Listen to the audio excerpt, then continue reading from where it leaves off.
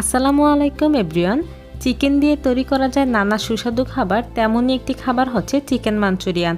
আমি আজ আপনাদের খুবই সহজে আর হাতের কাছে থাকা অল্প উপকরণে চিকেন মাঞ্চুরিয়ান তৈরি করে দেখাবো। আশা করছি আজকের চিকেন মাঞ্চুরিয়ানের রেসিপি আপনাদের সকলের কাছে ভালো লাগবে। তো চলুন আর কথা না বাড়িয়ে চিকেন মাঞ্চুরিয়ান তৈরি করার সম্পূর্ণ রেসিপিটি দেখে নেই। প্রথমে মিক্সিং বলে নিচ্ছি মেজারমেন্ট কাপের 1 কাপ পরিমাণ হাড় ছাড়া মুরগির বুকের মাংস। আপনি এখানে মুরগির যে কোনো অংশের মাংস ব্যবহার করতে পারবেন, তবে হাড় ছাড়া মাংস ব্যবহার করতে হবে। আমি মাংসগুলোকে লম্বা স্লাইস করে কেটে নিয়েছি, তবে আপনি আপনার পছন্দ অনুযায়ী ছোটো ছোটো টুকরো করে গোল করেও কেটে নিতে পারবেন। এখন মাংসের সাথে দিচ্ছি পরিমাণ মতো লবণ, দিচ্ছি হাফ চামচ কালো গোলমরিচের গুঁড়া, আর দিচ্ছি 2 চামচ মরিচের গুঁড়া, তবে মরিচ আপনি আপনার পছন্দ অনুযায়ী বাড়িয়ে কমিয়ে দিবেন। সাথে দিচ্ছি 1 চামচ আদা বাটা ও 1 চামচ রসুন বাটা, দিচ্ছি 1 চামচ সয়া সস, আর দিচ্ছি 2 টেবিল চামচ ময়দা, সাথে দিচ্ছি 1 টেবিল চামচ কর্নফ্লাওয়ার, অর্থাৎ আমরা যতটুকু ময়দা ব্যবহার করেছি তার অর্ধেক পরিমাণ কর্নফ্লাওয়ার দিচ্ছি। এখন সবগুলো উপকরণ একসাথে মিশিয়ে নিব। আপনি চাইলে এই মিশ্রণটিতে একটি ডিমও ব্যবহার করতে পারেন। আমি মিশিয়ে নিয়েছি। এখন এই মিশ্রণটাকে 20 মিনিটের জন্য রেস্টে রেখে দিব। 20 মিনিট পর ভাজার জন্য চলে আসলাম। আমি আগে থেকে চুলায় পর্যাপ্ত পরিমাণে রেগুলার রান্নার তেল গরম করে নিয়ে তাতে একে একে আমি চিকেনের টুকরোগুলো দিয়ে দিচ্ছি। চিকেনগুলো ভাজার সময় চুলার আঁচ মিডিয়ামে রেখে শুরু থেকে শেষ পর্যন্ত ভেজে নিব। আমরা যদি চুলার আঁচ বাড়িয়ে চিকেনগুলো ভাজতে যাই তাহলে চিকেনের উপরে খুব তাড়াতাড়ি কালার চলে আসবে আর ভিতর থেকে চিকেনটা ঠিকঠাক মতো হবে না। তাই অবশ্যই চুলার আঁচ মিডিয়ামে রেখে সময় নিয়ে চিকেনগুলো ভেজে নিব। আমি চিকেনগুলোকে বাদামি রং করে ভেজে নিয়েছি। এখন আমি তেল থেকে তুলে ফেলছি। মাঞ্চুরিয়ান তৈরি করার জন্য আমাদের একটি মিশ্রণ রেডি করতে হবে, তাই আগে আমি মিশ্রণটি রেডি করে নিচ্ছি। দিচ্ছি 1 টেবিল চামচ কর্নফ্লাওয়ার, সাথে দিচ্ছি পরিমাণ মতো নর্মাল তাপমাত্রার পানি দিয়ে খুব ভালোভাবে মিশিয়ে নিচ্ছি। আমাদের মিশ্রণটি একেবারে তৈরি হয়ে গেছে।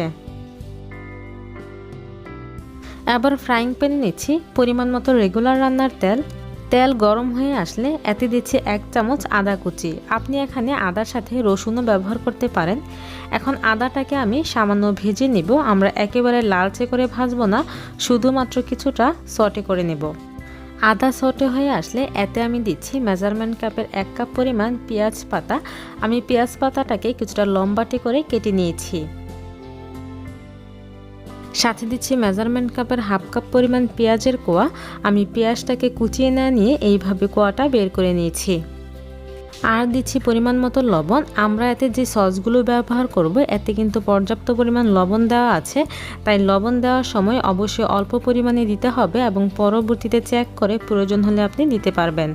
এখন হাই হিটে পেঁয়াজ পাতা ও পেঁয়াজটাকে 1 মিনিটের মতো সটে করে নিব। 1 মিনিটের মতো রান্না করার পর এবার এতে দিচ্ছি হাফ চামচ চিলি ফ্লেক্স, আর দিচ্ছি 1 চামচ সাদা ভিনেগার, দিচ্ছি 1 টেবিল চামচ সয়া সস, আর দিচ্ছি 3 টেবিল চামচ টমেটো সস। আপনি এখানে সাদা ভিনেগারের পরিবর্তে লেবুর রসও ব্যবহার করতে পারবেন। এখন সবগুলো সস একসাথে মিশিয়ে নেব। আপনাদের এই সসগুলো কিন্তু অবশ্যই ব্যবহার করতে হবে। সবগুলো সস একসাথে মিশিয়ে নেবার পর এবার এতে আমি দিচ্ছি আগে থেকে যে আমরা গুলিয়ে রেখেছিলাম কর্নফ্লাওয়ারের মিশ্রণটি, সেই মিশ্রণটি দেওয়ার আগে অবশ্যই এইভাবে নেড়ে দিতে হবে, কারণ কর্নফ্লাওয়ারের মিশ্রণ অনেকক্ষণ রেখে দিলে নিচে দলা পাকিয়ে আসে। আর এই সময় কিন্তু চুলার আঁচ হাই হিটে রেখে রান্না করতে হবে, কারণ চাইনিজ যে কোনো খাবারে চুলার আঁচ হাই হিটে রেখেই রান্না করতে হয়। কর্নফ্লাওয়ারের মিশ্রণ দেওয়ার পর মিশ্রণটি দেখবেন খুব দ্রুত ঘন হয়ে আসবে, আর তখনই ভেজে রাখা চিকেনের টুকরোগুলো দিয়ে দিব। চিকেন দেওয়ার পর সবগুলো সসের সাথে খুব ভালোভাবে মিশিয়ে নিব। এই পর্যায়ে আর আমরা বেশিক্ষণ রান্না করব না, শুধুমাত্র সবগুলো উপকরণের সাথে চিকেনটাকে মিশিয়ে নিয়ে চুলা থেকে নামিয়ে ফেলব। আমি সবগুলো উপকরণের সাথে চিকেনটাকে খুব ভালোভাবে মিশিয়ে নিয়েছি। এখন চুলা থেকে নামিয়ে ফেলছি। আর নামিয়ে নেওয়ার পর গরম গরম পরিবেশন করে নিব, কারণ এই চিকেন মাঞ্চুরিয়ান কিন্তু গরম গরম খেতেই সবচাইতে বেশি মজা।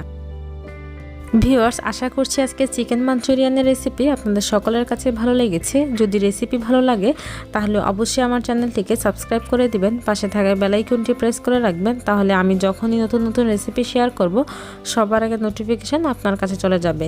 সবাই ভালো থাকবেন, দেখা হবে আগামীতে নতুন কোনো রেসিপি নিয়ে। আল্লাহ হাফিজ।